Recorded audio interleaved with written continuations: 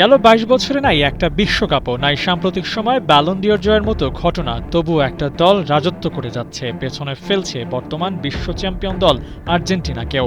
Player তৈরি থেকে বড় ক্লাবে পৌঁছে দেয়া সবকিছুতেই ব্রাজিলের দাপট। ব্যতিক্রম হয়নি ক্লাব বিশ্বকাপেও। গোল সংখ্যায় মেসির সতীর্থদের পেছনে ফেলেছে ব্রাজিলের ফুটবলাররা। ব্রাজিল জাতীয় দলে তারুণ্যের মেলা, গোল সংখ্যায় বিশ্ব রেকর্ড গড়ার মতো নেই বড় কোনো ফুটবলার। তবুও সেই দল ও দলের বাইরের প্লেয়াররাই সম্মিলিতভাবে পারফর্ম করছে। চলমান ক্লাব বিশ্বকাপে ব্রাজিলের প্লেয়াররা সবথেকে বেশি গোল করেছে। ব্রাজিলের স্থানীয় ক্লাব ও ইউরোপ সহ বিভিন্ন মহাদেশ থেকে আসা ক্লাবগুলোতে খেলছে স্লেসা ফুটবলাররা।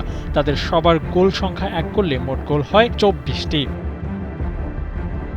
অন্যদিকে পিছিয়ে পড়েছে আর্জেন্টাইন ফুটবলাররা। আর্জেন্টিনা থেকে আসা সব প্লেয়ারদের মোট গোল ১৯টি, যার মধ্যে লিওনেল মেসি, হুলিয়ান আলভারেজের মতো তারকা ফুটবলাররাও আছেন। অথচ ব্রাজিলের দুই সেরা ফুটবলার নেইমার জুনিয়র ও রাফিনিয়ার মতো তারকা থাকলে ব্রাজিলের ফুটবলারদের গোল সংখ্যা হয়তো আরও বেড়ে যেত।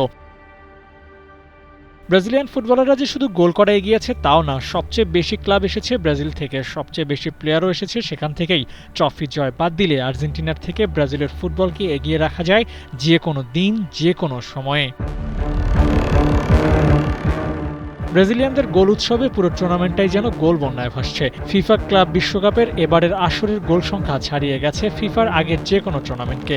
২০২২ কাতার বিশ্বকাপে সব মিলিয়ে গোল সংখ্যা ছিল ১৭১টি। আর ক্লাব বিশ্বকাপে এবারের আসর শেষ হওয়ার আগেই ১৭৩ গোল নিয়ে লিডে আছে ২০২৫ ফিফা ক্লাব বিশ্বকাপ। গোলের বন্যায় ভাসানো টুর্নামেন্টে ব্রাজিলের ফুটবলাররাই সেরা হয়েছেন। ব্রাজিলিয়ানরা সংখ্যায় বেশি হওয়ায় তাদের গোলও বেশি, তবে দিন শেষে চ্যাম্পিয়নদেরই মনে রাখে সবাই। আবু নাঈম, ৭১।